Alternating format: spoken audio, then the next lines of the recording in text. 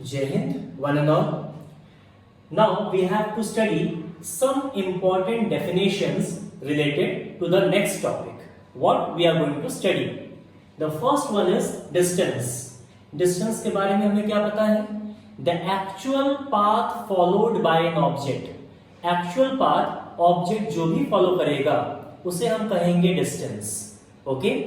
Now the shortest path object follow करेगा दो points के बीच में. शॉर्टेस्ट पाथ दो पॉइंट के बीच में जो भी होगा उसे डिस्प्लेसमेंट कहा जाएगा.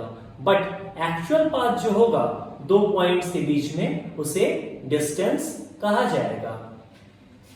स्केलर क्वांटिटी, वो क्वांटिटी जिसके पास सिर्फ और सिर्फ मैग्नीट्यूड हो उसे स्केलर क्वांटिटी कहा जाता है. मैग्नीट्यूड का मतलब क्या होता है? मैग्नीट्यूड का मतलब है न्यूमेरिकल वैल्यू. मैग्नीट्यूड का मतलब है न्यूमेरिकल वैल्यू. तो वो क्वांटिटीज, वो फिजिकल क्वांटिटीज जिनके पास सिर्फ और सिर्फ एक न्यूमेरिकल वैल्यू है, एक मैग्नीट्यूड है, उसे स्केलर क्वांटिटी कहा जाएगा. लेकिन वो क्वांटिटीज जिनके पास मैग्नीट्यूड भी है और डायरेक्शन भी है, मैग्नीट्यूड भी है और डायरेक्शन भी है, उन्हें वेक्टर क्वांटिटीज कहा जाता है. उन्हें वेक्टर क्वांटिटीज कहा जाता है. लेकिन ये डेफिनेशन आपकी इनकम्प्लीट है. इनकम्प्लीट क्यों है? क्योंकि वेक्टर क्वांटिटी होने के लिए तीन पैरामीटर्स को फॉलो करने पड़ते हैं.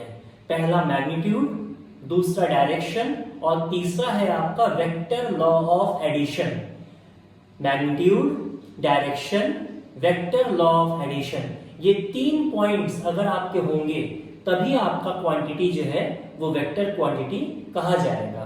ओके, सो स्केलर सिर्फ मैग्नीट्यूड, वेक्टर में क्या होना चाहिए? Magnitude, direction and vector law of addition को वो फॉलो करना चाहिए. Then only the physical quantity will be termed as vector quantities. Am I clear? Now we have to study about speed. Speed, velocity, acceleration, ये सब बहुत common topics हैं जो कि आप लोग क्लास 9th में ऑलरेडी पढ़ चुके हैं. हम लोगों को इसके बारे में सिर्फ थोड़ा सा डिस्कशन करना है और basically we have to go for the numericals. क्योंकि स्पीड का जो कंसेप्ट है या फिर वेलोसिटी का जो कंसेप्ट है, it is just as same as of 9th का ही कंसेप्ट है.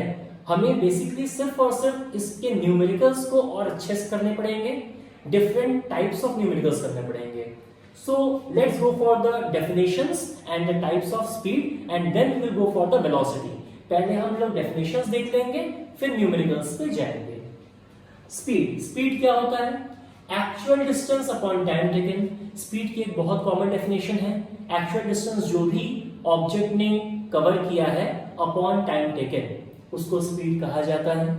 स्पीड के आपके बेसिकली चार टाइप्स होते हैं. स्पीड के बेसिकली चार टाइप्स होते हैं. First, uniform speed. Uniform speed क्या होता है? अगर कोई एक पार्टिकल इक्वल टाइम इंटरवल में इक्वल डिस्टेंसेस ट्रेवल कर रहा हो, इक्वल टाइम इंटरवल में इक्वल डिस्टेंसेस ट्रेवल कर रहा हो, तो उसे हम कहेंगे यूनिफॉर्म स्पीड. लेकिन अगर कोई पार्टिकल इक्वल टाइम इंटरवल में अनइक्वल डिस्टेंसेस ट्रेवल कर रहा हो, तो उसे हम लोग कहेंगे non uniform speed. Equal time interval में नॉन इक्वल डिस्टेंसेस या फिर वाइस वर्सा.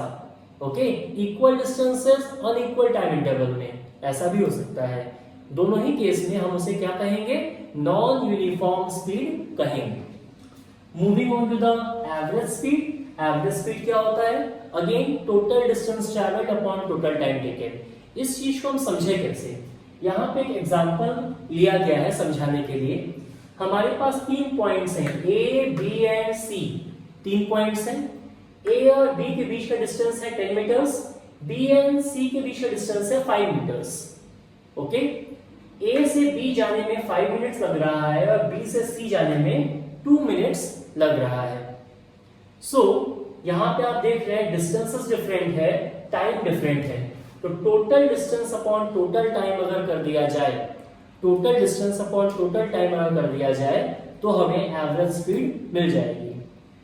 एक और एग्जांपल हो सकता है. सपोज टाइम गिवन नहीं है. सपोज टाइम गिवन नहीं है. टाइम की जगह हमने क्या प्रोवाइड किया आपको?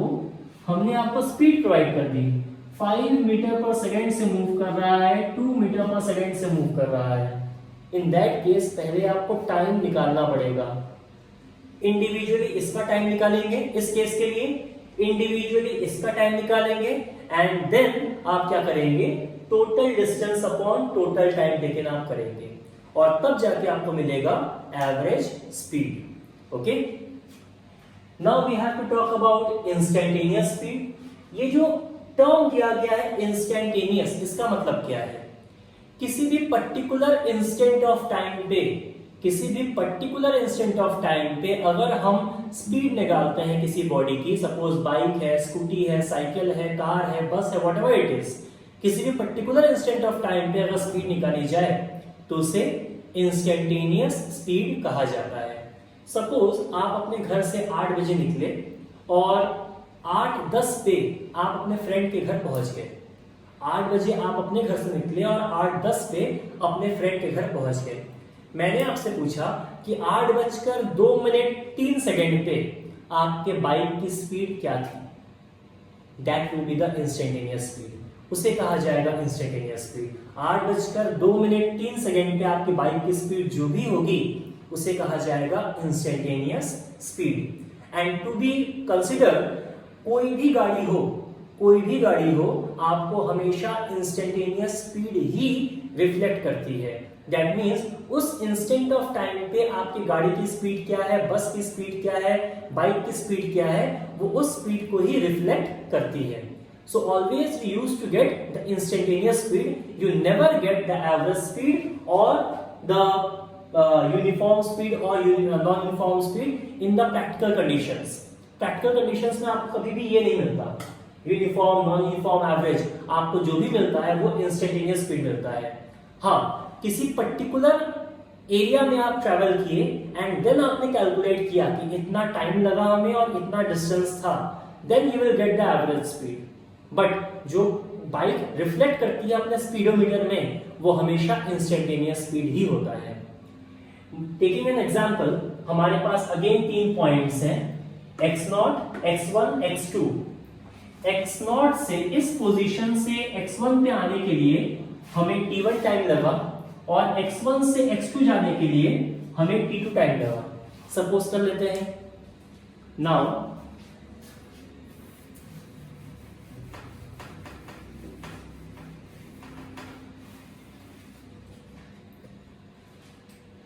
if we take only this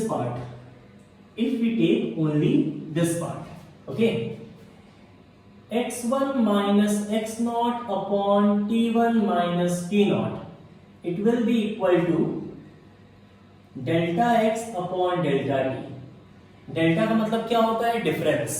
delta का मतलब क्या होता है, difference. Delta x upon delta t on putting limit, अगर हम यहाँ पे लिमिट पुट कर दें डेल्टा t टेंड्स टू 0, तो delta x upon delta t ये आपका कन्वर्ट हो जाएगा dx अपॉन dt में, और यही है आपके इंस्टेंटेनियस स्पीड का formula. This is the formula of instantaneous speed. Okay, this is the formula of instantaneous speed. Thank you.